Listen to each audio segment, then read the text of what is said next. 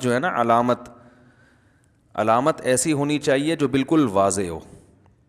یہ قرآن کی بلاغت ہے کہ ہمیں ایسی علامتیں بیان کرتا ہے کہ جن کو فالو کرنا ہے ان کو بھی پہلی نظر میں پتہ چل جائے, جن کو نہیں کرنا وہ بھی پہلی نظر میں پہچانے جائیں, تاکہ دین پہ چلنا آسان ہو جائے.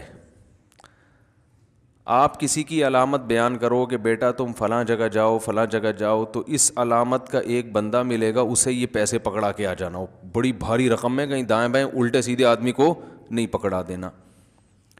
اب علامتیں آپ نے اتنی پیچیدہ بتائیں کہ وہ بچہ ٹینشن میں آ گیا, ابو نے 1 کروڑ روپے دیے ہیں, پتہ نہیں اس بندے کو دیے کہ نہیں دیے. مثلاً علامت یہ بتائی کہ دیکھو اس کے سر پہ گھنے بال نہیں ہوں گے, کہیں کہیں سے گنجا ہوگا.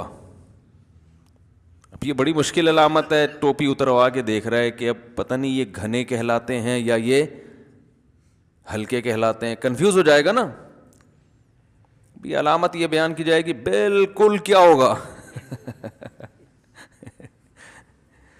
اگر ایسی ٹرینڈ ہے کہ ایک بال بھی نہیں ہے تو پھر علامت ہوگی کہ بیٹا بالکل چمکتا ہوا چاند, اور فلاں کلر کے کپڑے. پہلے یہ بتائے گا کہ پینٹ شرٹ میں ہے یا شلوار قمیض میں, یہ فوراً پتہ چلتا ہے. شلوار قمیض والے بھی بہت سارے گنجے گھوم رہے ہوتے ہیں, تو شلوار قمیض کا کلر بتائے گا, ایج بتائے گا, بھائی دیکھو بچہ نہیں ہے اتنی عمر کا ہوگا. تو ایسی واضح کہ دیکھتے ہی پتہ چل جائے. یہ سمجھ رہے ہیں نا. تو اللہ تعالیٰ بھی جب برے لوگوں کی علامتیں بیان کرتے ہیں نا کہ ان کو فالو نہیں کرنا, تو کھل کے بالکل واضح. اللہ نے یہ نہیں کہا کہ ایسے لوگوں کے پیچھے مت چلو جو جھوٹی قسم اٹھاتے ہیں, تو وہ پہچاننا مشکل ہے کہ کبھی کبھار کون جھوٹی قسم اٹھاتا ہے کون نہیں اٹھاتا. تو جو ایک تو جھوٹ اصل میں کیریکٹر جو ہے نا انسان کا, جو کیریکٹر ہے اس کا یاد رکھو 2 چیزوں سے پتہ چلتا ہے, جھوٹ سے اور مالی معاملات میں لین دین سے. اس سے کیریکٹر کا پتہ چلتا ہے.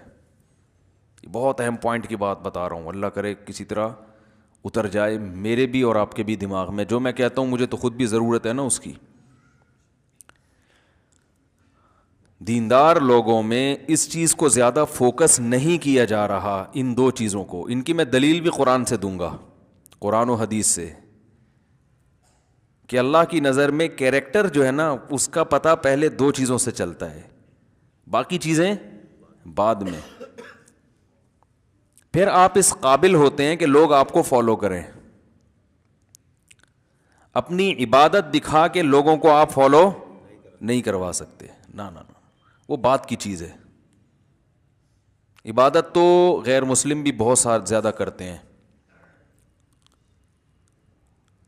2 چیزیں ہیں, ایک مالی لین دین میں کھڑا ہو, دوسرا جھوٹ نہ بولتا ہو. سمجھ رہے؟ مالی لین دین میں کھڑا, دوسرا جھوٹ نہ بولتا ہو. یہ 2 چیزیں قرآن سے بھی ثابت, حدیث سے بھی ثابت. حدیث میں عملی حدیث اور قولی حدیث, جس کو فعلی حدیث. حدیث کی 2 قسمیں ہیں نا, ایک تو یہ نبی نے کچھ کہا وہ حدیث بن گیا, ایک یہ کہ نبی نے کچھ کیا تو وہ بھی کیا بن گیا, حدیث. رسول اللہ صلی اللہ علیہ وسلم نے جب یہ دعویٰ کیا کہ میں اللہ کا سچا نبی ہوں, تو قوم کے سامنے اپنے آپ کو پیش کیا. مشہور واقعہ ہے نا, پہلی دفعہ جمع کیا لوگوں کو اور فرمایا کہ لوگوں میں اگر تم سے کہوں کہ اس پہاڑ کے پیچھے ایک لشکر آ رہا ہے حملہ کرنے کے لیے تو مان لو گے؟ ضرور. کیوں مان لو گے بھائی؟ تو کیا یہ دلیل دی کہ اس لیے مانو گے کہ میں غار حرا میں نے کئی سال عبادت کی ہے, تم نے مجھے دیکھا ہے؟ یہ دلیل دی؟ غار حرا میں کئی سال میں نے عبادت کی ہے اور میں ایک شریف آدمی ہوں, ہے بھائی؟ غار حرا میں عبادت کرتا رہا ہوں. نا, عبادت کا حوالہ نہ نماز کا, حالانکہ آپ نماز تو پہلے بھی پڑھتے تھے, جو بھی اللہ نے طریقہ سکھایا ہوگا آپ کو. بہت کثرت سے غار حرا میں جا کے عبادت کیا کرتے تھے. کہ دیکھو رسول اللہ صلی اللہ علیہ وسلم نے جب مشرکین مکہ کو یہ کہا کہ آپ صلی اللہ علیہ وسلم نے فرمایا کہ اگر میں یہ کہوں کہ دیکھو اب آپ اعلان کرنے والے ہیں کہ میں نبی ہوں, تو اپنے برحق ہونے کی دلیل پیش کریں گے نا. تو آپ نے یہ نہیں کہا کہ دیکھو میں دم کروں گا بیمار آدمی ٹھیک ہو جائے گا, میرے پاس ایسے تعویذ ہیں, میں یوں کروں گا میں مردوں کو زندہ کر دوں گا, میں چاند کے 2 ٹکڑے کر دوں گا. نہ نہ نہ, یہ تو بات کی چیزیں ہیں, ابھی معجزے بھی چلیں گے بعد میں, اصل یہ نہیں ہے. پھر یہ بھی نہیں کہا کہ میں غار حرا میں کتنی عبادت کرتا ہوں دنیا سے بے رغبتی, اور میں نے تو دیکھو 25 سال میں بیوہ عورت سے شادی کی ہے تو مجھے دنیا کی لالچ بھی نہیں. کوئی دلیل نہیں. دلیل یہ کہ میں جھوٹ نہیں بولتا, کردار پیش کیا جا رہا ہے. اور جھوٹ نہ بولنے کی دلیل پیش کی. میں اگر کہوں کہ پہاڑ کے پیچھے سے کوئی لشکر آ رہا ہے, مان لو گے؟ انہوں نے کہا مان لیں گے.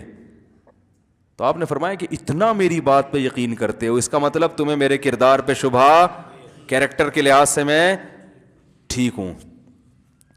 کیوں یقین کر لو گے؟ لوگوں نے کہا آپ صادق اور امین. امین کا مطلب پیسوں میں خیانت.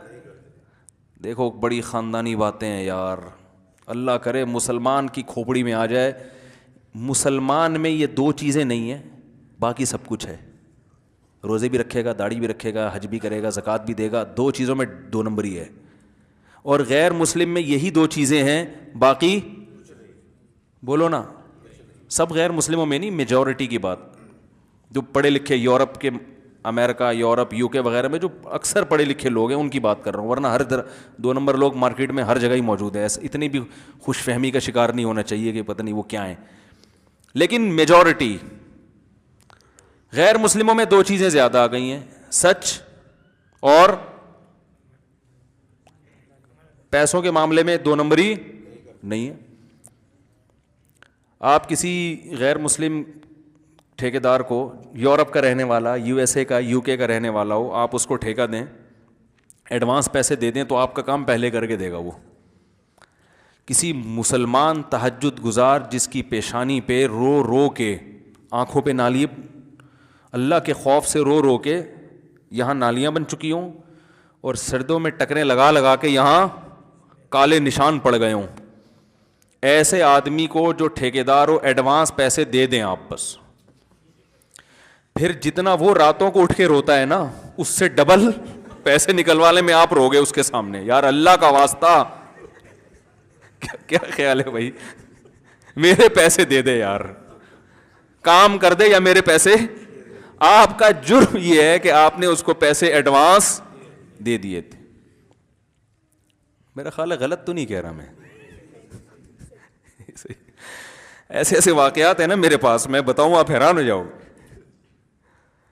تو جتنا وہ تہجد میں نہیں روتا, اس سے زیادہ وہ آپ کو رلائے گا اپنے پیسے نکلوانے میں. ہمارے ایک دوست ہیں سعودی عرب سے آئے, یہاں پہ تجربہ نہیں تھا, ساری زندگی سعودیہ میں گزری. یہاں انہوں نے ہوٹل بنانا تھا, بڑے تاجر تھے, ایڈوانس پیسے دے دیے. ان کا خیال تھا یار ادھر ایڈوانس دے دو تو کام جلدی ہو جاتا ہے, یہاں ایڈوانس دوں گا. یہ تو ماشاءاللہ اپنے مسلمان بھائی ہیں, اور اپنے ہیں وہ نیشنلٹی پاکستانی ہے, تو ہیں بھی پاکستانی. یہ تو ایک دم دیا اور وہ بندہ ایسے غائب جیسے گدھے کے سر سے سینگ غائب. مجھے فون کر کے کہہ رہے ہیں یار میں نے ایڈوانس پیسے دیے تھے, وہ تو بندہ ہی پکڑائی میں نہیں آ رہا, کام ہی نہیں کر کے دے رہا. میں نے کہا اگر وہ پکڑائی میں آ گیا, اس سے بڑا دنیا کا بے وقوف کوئی بھی نہیں ہے, یہ بتا دوں. کیونکہ ہمارے ہاں بے وقوف کی ڈیفینیشن یہ ہے کہ پیسے دو اور وقفے وہ واپس کر دے. یہاں کی ڈکشنری میں جو حکومت پاکستان کی طرف سے جو ڈکشنری شائع ہوئی ہے نا, اس میں بے وقوف کی ڈیفینیشن یہی لکھی ہوئی ہے کہ جو وقت پہ پیسے واپس کر دے. بھائی جب پیسہ کمانا اس کی زندگی کا ویژن ہے, تو جب آپ نے ایڈوانس پیسے دے دیے, اب کام کر کے اس کو, وہ کام کوئی اور کر لے گا. وہ کیا خیال ہے, اس کا مقصد ہی پیسہ تھا, تو وہ تو پہلے ہی مل گیا, تو اب کام کیوں کروا رہے ہو بھائی اس سے. تو میں نے ان سے کہا اب ہم پاکستان میں رہتے ہیں, اب ہم سے پہلے مشورہ تو لے لیتے. سارا ہر چھوٹی بڑی باتوں کا آپ مشورہ لیتے ہو, اتنی بڑی اماؤنٹ کسی کو دے رہے ہو, مشورہ نہیں لیا آپ نے. تو دیکھو رسول اللہ صلی اللہ علیہ وسلم نے کیا پیش کیا, اپنی سچائی اور اپنی امانت. قرآن سے بھی ہمیں یہ پتہ چلتا ہے کہ کیریکٹر یعنی آدمی جو لوگوں پر اثر ڈالے گا نا, اس کا اثر لوگوں پر ہوگا, لوگ اس کی بات سنیں گے, اس جیسا بننے کی کوشش کریں گے, اس کی پھر ہر بات مانیں گے. تو اس آدمی میں دو کوالٹی ہوں, سچا اور امانت دار. قرآن سے بھی پتہ چلتا ہے. قرآن مجید میں اللہ تعالیٰ کا ارشاد ہے, وَمِنْ أَهْلِ الْكِتَابِ مَنْ إِنْ تَأْمَنْهُ بِدِينَارٍ لَا يُؤَدِّهِ إِلَيْكَ إِلَّا مَا دُمْتَ عَلَيْهِ قَائِمًا وَمِنْهُمْ مَنْ إِنْ تَأْمَنْهُ بِقِنْطَارٍ يُؤَدِّهِ إِلَيْكَ. اللہ نے فرمایا اہل کتاب جو یہود و نصارہ ہیں, یہودی بھی اور عیسائی بھی ان کو اہل کتاب کہا جاتا ہے, کہ ان میں بعض ایسے ہیں کہ ایک دینار بھی ان کو دے دیا نا, ایک سکہ بھی, چونی بھی دے دی, ایک روپیہ بھی دے دیا, تو تمہیں واپس نہیں لوٹائیں گے جب تک سارا دن ان کے سر پہ کھڑے نہیں رہو گے. اور فرمایا ان میں ایسے بھی لوگ ہیں کہ سونے کا پہاڑ بھی اگر دے دیا تو فوراً واپس لوٹا دیں گے. تو اللہ تعالیٰ نے اہل کتاب میں بھی برے اور اچھوں کی جو تعریف کی اس موقع پر, اس میں بھی معیار پیسوں کا لین دین. تو پیسوں سے بہت جلدی انسان ٹریس ہو جاتا ہے کہ آدمی کیریکٹر کا کیسا ہے. باقی پھر نظریات ہیں کہ نظریہ درست ہوتا ہے تو اعمال درست ہوتے ہیں. بعض لوگ کیریکٹر کے اچھے ہوتے ہیں, ان کا کانسیپٹ ہی کلیئر نہیں ہوتا بہت سی چیزوں میں, ان کو اسلام سمجھ میں نہیں آ رہا, تو پھر ایسے لوگوں کو سمجھاؤ گے تو سمجھ میں آنا آسان ہوگا. والا صحیح ڈیفائن نہیں کر رہا ہوتا, یہ تو سمجھانے والے کی بھی غلطی ہے نا. شیطان بعض دفعہ کچھ غلط چیزیں دماغ میں ڈال دیتا ہے, وسوسے ڈال دیتا ہے.